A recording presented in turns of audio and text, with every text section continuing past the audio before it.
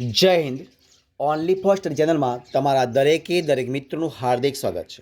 તો આજે આપણે વિડીયોમાં જોવાના છીએ કે સામાજિક વિજ્ઞાનના વેરી મોસ્ટ ઇમ્પોર્ટન્ટ જે મિત્રો આ પ્રશ્નો છે આપણે જોવાના છીએ અને જે ભાગ નંબર 8માં તમને આજે મળશે કે જે ગુજરાતની કોઈ પણ સ્પર્ધાત્મક પરીક્ષા હોય તો એમાં તમને ખૂબ જ ઉપયોગી નીવડશે, જેવી કે police constable, ASI, PSI, TET 1-2, TAT 1-2, junior clerk, તલાટી, યુપીએસસી, જીપીએસસી મિત્રો કોઈ પણ સ્પર્ધાત્મક પરીક્ષા હોય એમાં તમને ખૂબ જ ઉપયોગી નીવડશે.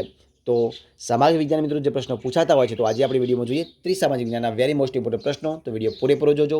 પ્રશ્ન એક તમારી સમક્ષ છે, જોઈએ કે દ્વિતીય વિશ્વયુદ્ધ પછી ઉત્તર એટલાન્ટિક મહાસાગરના કિનારે આવેલા દેશોએ કયું લશ્કરી સંગઠન રચ્યું હતું? તો દ્વિતીય વિશ્વયુદ્ધ પછી ઉત્તર એટલાન્ટિક મહાસાગરના કિનારે આવેલા દેશોએ નાટો લશ્કરી સંગઠન રચ્યું હતું. ત્યારબાદ જોઈએ પ્રશ્ન આપણે આગળ કે દ્વિતીય વિશ્વયુદ્ધ પછી દક્ષિણ અને પૂર્વ એશિયાના દેશોએ કયું લશ્કરી સંગઠન રચ્યું હતું મિત્રો? તો એ સમયે સિયાટો કયું મિત્રો આવશે? સિયાટોએ રચ્યું હતું. ત્યારબાદ આપણે આગળ જોઈએ કે રશિયાએ કયા સૈનિક સંગઠનની સ્થાપના કરી હતી? તો રશિયાએ વોર્સો કરાર કઈ આવશે મિત્રો? રશિયાએ વોર્સો કરાર જે સંગઠન છે એની સ્થાપના કરી હતી. જે પ્રશ્ન આપણે આગળ કે ઇંગ્લેન્ડની પ્રેરણાથી મધ્ય પૂર્વના દેશોએ કયા લશ્કરી સંગઠનની સ્થાપના કરી હતી? તો આવશે સેન્ટ્રો. કઈ આવશે? સેન્ટ્રો સ્થાપના કરી હતી. ઈસવીસન 1961-62માં ક્યુબાની નાકાબંધી કોણે કરી હતી? તો મિત્રો એ કરી હતી અમેરિકાએ. કોને કરી હતી? અમેરિકાએ કરી હતી. કઈ કટોકટીને ઠંડા યુદ્ધના અંતના આરંભ તરીકે ઓળખવામાં આવે છે? તો જે ક્યુબાની જે કટોકટી હતી એ કટોકટીને ઠંડા યુદ્ધના અંતના આરંભ તરીકે ઓળખવામાં આવે છે. સોવિયત યુનિયનના નેતૃત્વ હેઠળના દેશો કઈ વિચારધારામાં માનતા હતા? તો એ સામ્યવાદી વિચારધારામાં માનતા હતા. જોઈએ આગળ કે ભારતે હંમેશા શાની હિમાયત કરી હતી? તો ભારતે હંમેશા નિઃશસ્ત્રીકરણ મિત્રો ભારતે હંમેશા નિઃશસ્ત્રીકરણની હિમાયત કરી હતી. વિશ્વમાં કોઈ પણ સત્તા જૂથ કે લશ્કરી જૂથમાં નહીં જોડાયેલ રાષ્ટ્રોએ અપનાવેલ વિદેશ નીતિ કઈ નીતિ તરીકે ઓળખાય છે? તો મિત્રો ઓળખાય છે બિન જોડાણવાદ નીતિ. કઈ આવશે? બિન જોડાણવાદ નીતિ. પ્રશ્ન આપણે જોઈએ કે ભારતના કયા વડાપ્રધાને બિન જોડાણવાદની નીતિને પ્રબળ સમર્થન આપ્યું હતું? તો જવાહરલાલ નહેરુએ. કોને આપ્યું હતું? જવાહરલાલ નહેરુએ. યુગોસ્લાવિયાના કયા રાષ્ટ્રપતિએ બિન જોડાણવાદી નીતિને પ્રબળ સમર્થન આપ્યું હતું? મિત્રો આપ્યું હતું માર્શલ ટીટોએ. કોને આપ્યું હતું? માર્શલ ટીટોએ પણ આપ્યું હતું. ઈસવીસન 1955માં ક્યારે? ઈસવીસન 1955માં ઇન્ડોનેશિયાના કયા શહેરમાં તટસ્થ રાષ્ટ્રોની પરિષદ યોજાઈ હતી? તો બાડુંગ શહેરમાં. કયા શહેરમાં યોજાઈ હતી? બાડુંગ શહેરમાં યોજાઈ હતી. ઈસવીસન 1961માં ક્યારે?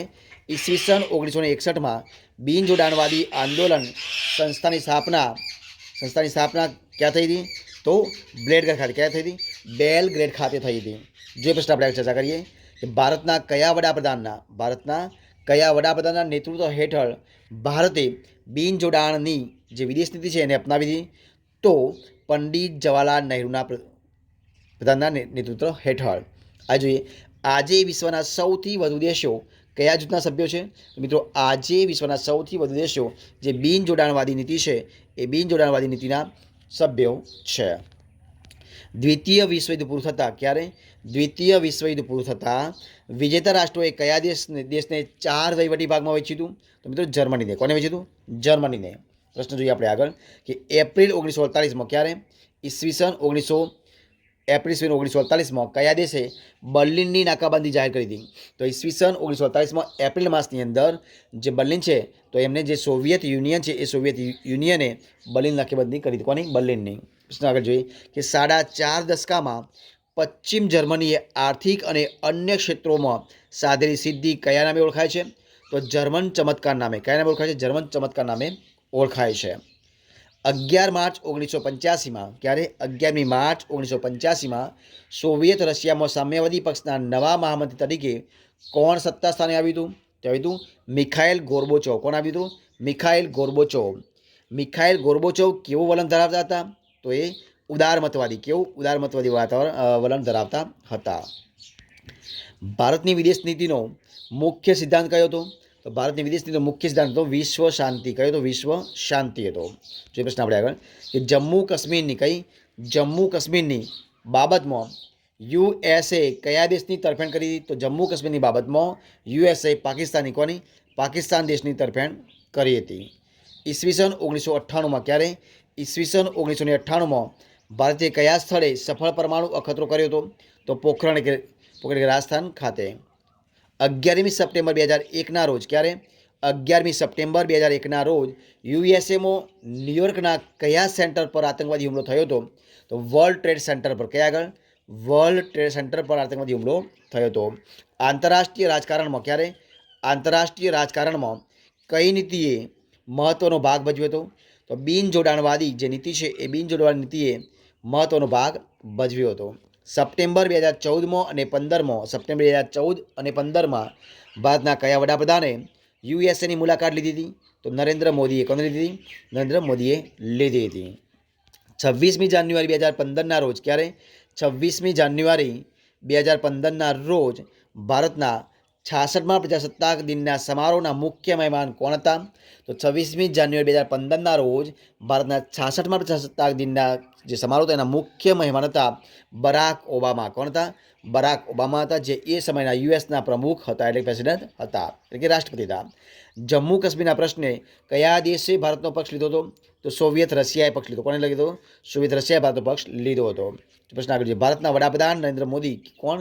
ભારતના વડાપ્રધાન નરેન્દ્ર મોદી અને ચીનના વડાપ્રધાન જીનપિંગ વચ્ચે અમદાવાદમાં ક્યાં મુલાકાત થઈ હતી? તો રિવરફ્રન્ટમાં. ક્યાં થઈ હતી? રિવરફ્રન્ટમાં મુલાકાત થઈ હતી. અને વિડીયો છેલ્લો પ્રશ્ન મિત્રો જોઈએ આપણે કે ભારતે કયા પડોશી દેશને સંયુક્ત રાષ્ટ્ર એટલે યુએનનું સભ્ય બનાવવામાં મદદ કરી હતી? તો ભૂતાનને. કોને? ભૂતાનને કરી હતી. તો મિત્રો અહીંયા આપણે જે 30 પ્રશ્ન વિડીયો બનાવીએ છીએ સંપૂર્ણપણે આપણે અહીંયા પૂરો કરીએ છીએ. જો તમને મારો વિડીયો ગમ્યો હોય, પસંદ આવ્યો હોય, યુઝફુલ લાગ્યો હોય તો એને લાઇક કરો, કોમેન્ટ કરો, તમારા મિત્રોને વિડીયો શેર કરો અને છેલ્લે ચેનલમાં નવા હોય ચેનલ સબસ્ક્રાઈબ ન કરી હોય તો ઓનલી ફોર સ્ટડી ચેનલને સબસ્ક્રાઈબ કરવા માટે વિનંતી છે. મારા વિડીયોને પહેલાંથી છેલ્લા સુધી જોવા માટે તમારા દરેક મિત્રોનો હું દિલથી ખૂબ ખૂબ આભાર માનું છું. ફરી મળીશું એક નવા વિડીયો સાથે, નવા ટોપિક સાથે. ત્યાં સુધી બની રહો. જય હિન્દ, જય ભારત, બેસ્ટ ઓફ લક.